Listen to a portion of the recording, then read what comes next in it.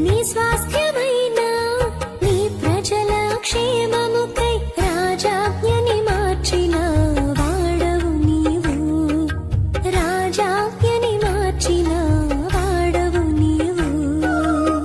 రాజులను మార్చిన రారాజువు. రాజ్యాలని కూల్చిన జయశాలివి. రాజులను మార్చిన రారాజువు. రాజ్యాలని కూల్చిన జయశాలివి. యేసయ్యా